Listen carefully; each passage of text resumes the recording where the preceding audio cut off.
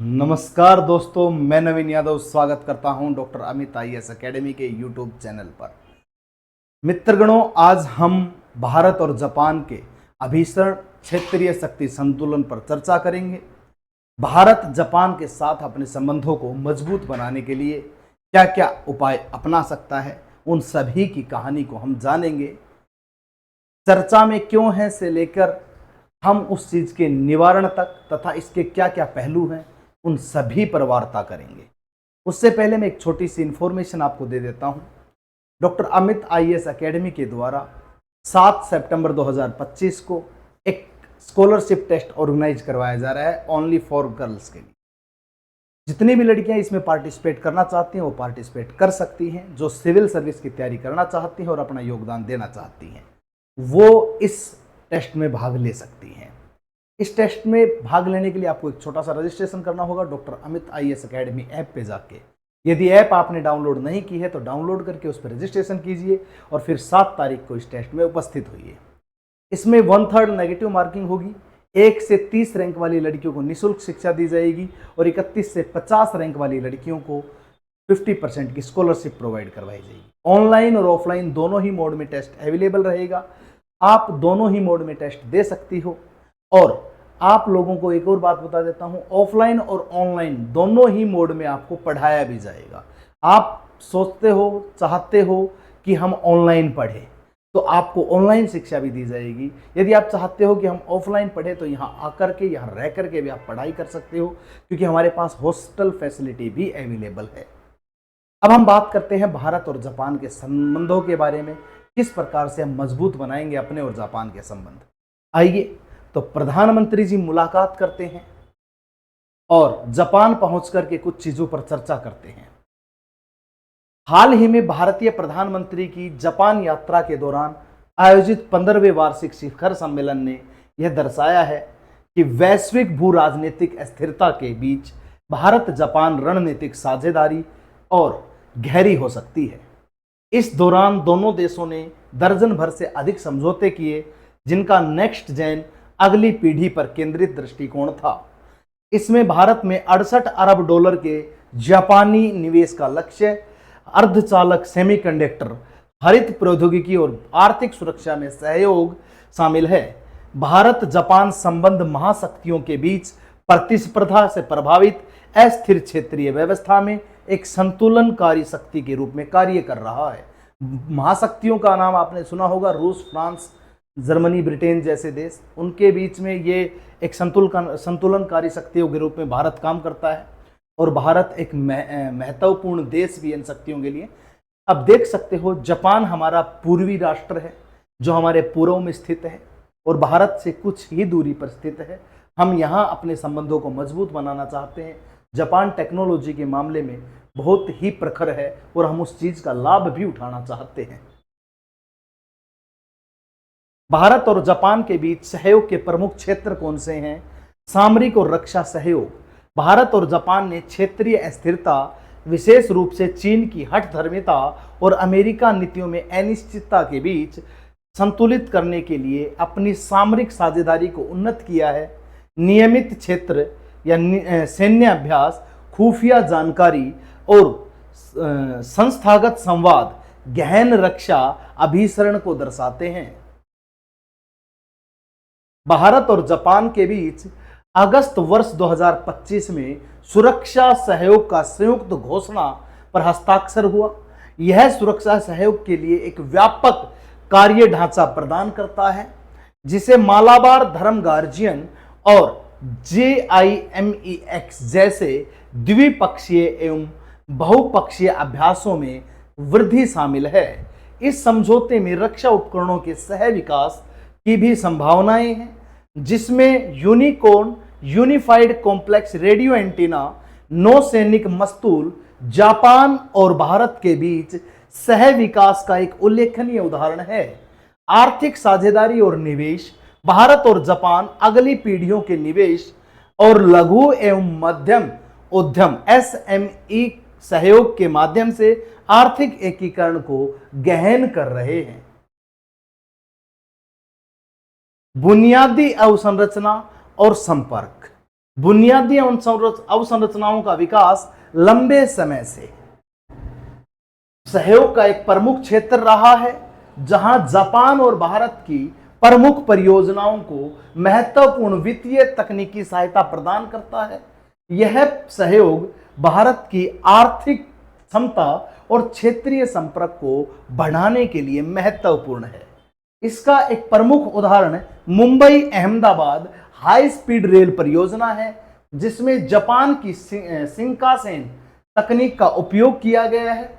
स्वच्छ ऊर्जा और जलवायु परिवर्तन पहल, दोनों देश हरित परिवर्तन के लिए प्रतिबद्ध हैं तथा अपने अपने शुद्ध शून्य लक्ष्यों को प्राप्त करने के लिए स्वच्छ ऊर्जा एवं जलवायु परिवर्तन संबंधी विभिन्न पहलों पर सहयोग कर रहे हैं। यह साझेदारी जापान की तकनीकी क्षमता और भारत के बढ़ते स्वच्छ ऊर्जा बाजारों का लाभ उठाती है। नवाचार और मानव संसाधन विकास, भारत और जापान कृत्रिम बुद्धिमत्ता एवं अंतरिक्ष अन्वेषण जैसे अत्याधुनिक क्षेत्रों में अपने साझेदारी का विकास कर रहे हैं। साथ ही भविष्योन्मुखी संबंधों को बढ़ावा देने के लिए लोगों के बीच आदान प्रदान को बढ़ावा दे रहे हैं। यह सहयोग भारत के टैलेंट पूल और जापान की तकनीकी विशेषज्ञता का लाभ उठाता है। जापान भारत एआई सहयोग पहल जय के नाम से और चंद्र ध्रुवी अन्वेषण LUPEX मिशन इस गहन सहयोग के प्रमुख उदाहरण सिद्ध होते हैं। स्वास्थ्य सेवा को बढ़ावा देना, दोनों देश स्वास्थ्य सेवा नवाचार का सहयोग कर रहे हैं, जो बढ़ती उम्र की आबादी, उभरती स्वास्थ्य चुनौतियों पर केंद्रित है। यह साझेदारी चिकित्सा प्रौद्योगिकी और वृद्धावस्था देखभाल में जापान की विशेषज्ञता को भारत के बड़े पैमाने पर औषधि निर्माण एवं डिजिटल स्वास्थ्य बुनियादी अवसंरचना के साथ जोड़ता है या जोड़ने का प्रयास करता है।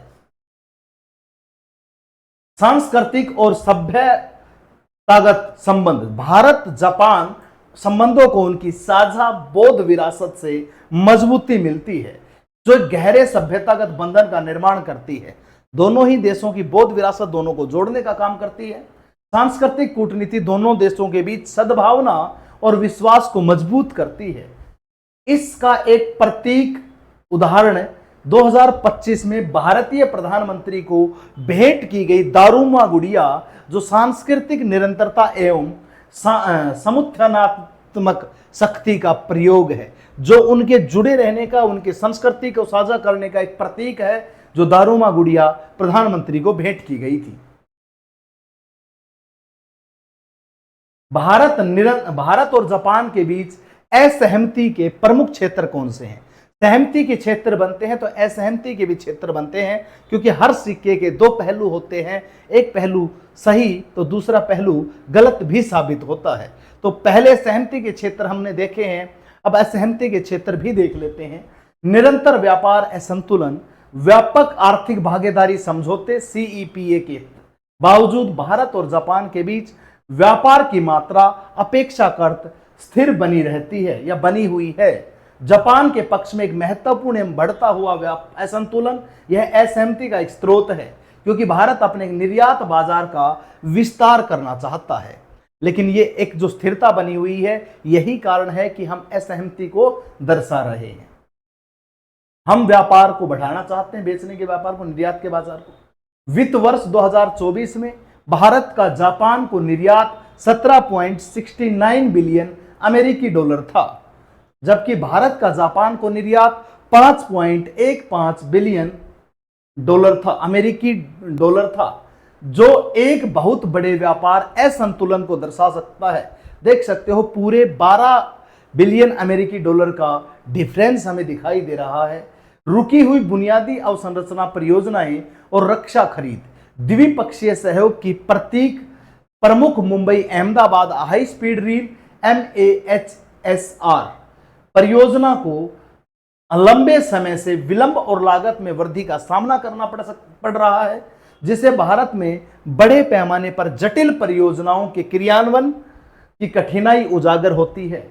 मूल रूप से वर्ष 2022 में पूरा होने वाली इस परियोजना के अब वर्ष 2028 में पूरा होने की आशंका है, संभावना जताई जा रही है।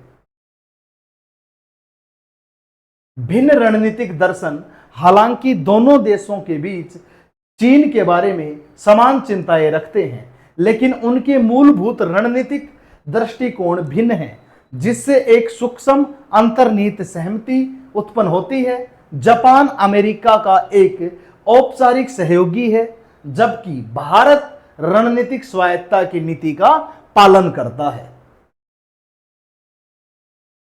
डिजिटल व्यापार और डेटा प्रशासन का बेमेल, डेटा स्थानीयकरण पर भारत का सुरक्षात्मक रुख कुछ हद तक वैश्विक डिजिटल व्यापार मानदंडों पर जापान के दबाव से अलग है।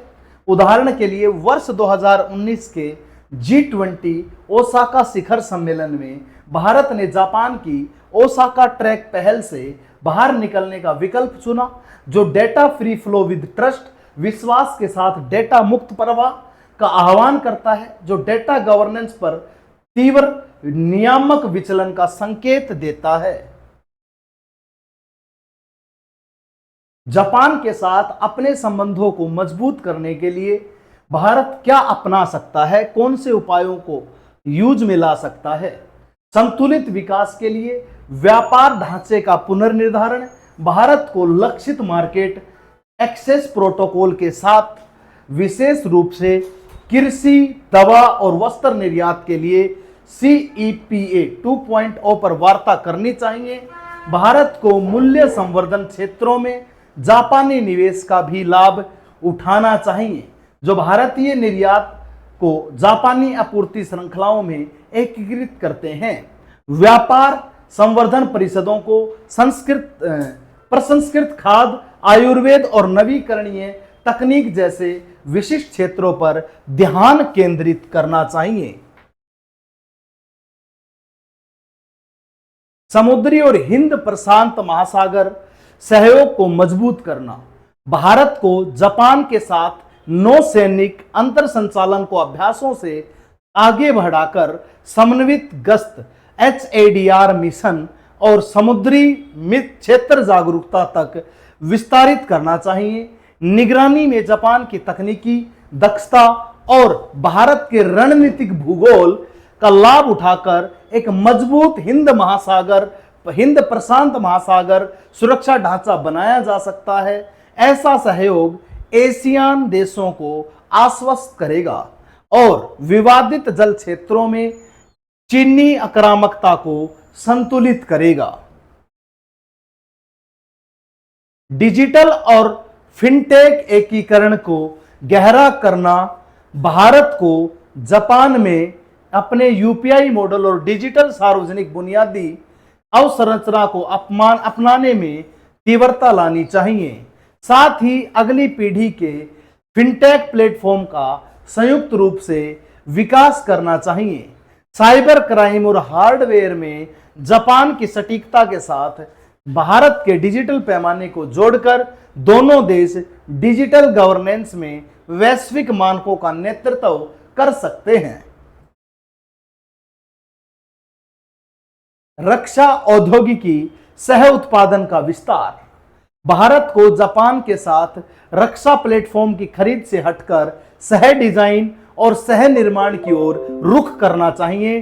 UAV, नौसैनिक और प्रणालियों और उन्नत इलेक्ट्रॉनिक्स का संयुक्त रूप से विकास करके दोनों देश रणनीतिक स्वायत्तता को बढ़ावा दे सकते हैं। इससे पश्चिमी आपूर्तिकर्ताओं पर निर्भरता कम होगी और संवेदनशीलता क्षेत्रों में विश्वास बढ़ेगा। भारत जापान संबंध आज साझा मूल्यों, आर्थिक परस्परता और इंडो पैसिफिक क्षेत्र की बदलती परिस्थितियों को लेकर समान चिंताओं पर आधारित रणनीति सहयोग का उदाहरण है। जैसे भारत एक वैश्विक विकास इंजन के रूप में उभर रहा है, जापान एक सक्रिय साझेदार की भूमिका को फिर से परिभाषित कर रहा है। वैसे ही दोनों देशों की साझेदारी क्षेत्रीय स्थिरता एवं वैश्विक शासन को आकार देने में महत्वपूर्ण होगी। इसी भाव को व्यक्त करते हुए भारत के विदेश मंत्री एवं एस जयशंकर ने जापान को भारत के विकास रूपांतरण और इंडो पैसिफिक में शांति, समृद्धि एवं स्थिरता की सामूहिक खोज का स्वाभाविक साझेदार बताया है। एस जयशंकर ने कहा भी है कि इंडो पैसिफिक में शांति, समृद्धि व स्थिरता का हमारा साझेदार है जापान। स्वाभाविक साझेदार हमने बताया है, तो डिजिटली हो, चाहे स्वास्थ्य हो या किसी भी प्रकार से हम अपने देश के मजबूत उपायों के साथ जापान के साथ हम अपने साझेदारी को व्यक्त करते हैं और यही चीजें जापान और भारत के संबंधों को मजबूत बनाती है। भारत के क्या सहमति क्षेत्र है और क्या सहमति क्षेत्र है, उन दोनों पे हमने चर्चाएं की हैं। किस प्रकार से हम इन सभी चीज़ों को बैलेंस कर सकते हैं, ये हमारे विदेश मंत्री ने इस पर बयान भी दिया है कि हम आर्थिक और स्थिरता के साझेदारी करते हैं भारत और जापान। ये एस जयशंकर की बेस्ट विदेश नीति को फॉलो करने की बात है और वो इस बेस्ट विदेश नीति के साथ भारत के IR रिलेशंस को, यानी कि इंटरनेशनल रिलेशंस को मजबूत बनाने का काम कर रहे हैं। इसी प्रकार की खबरें जानने के लिए, ऐसे ही लेटेस्ट न्यूज़ को जानने के लिए, इनकी जानकारी प्राप्त करने के लिए आप हमसे जुड़िए। हमारे चैनल को लाइक और शेयर और सब्सक्राइब कीजिए। इसी के साथ मैं नवीन यादव विदा चाहता हूं। जय हिंद, जय भारत, थैंक यू।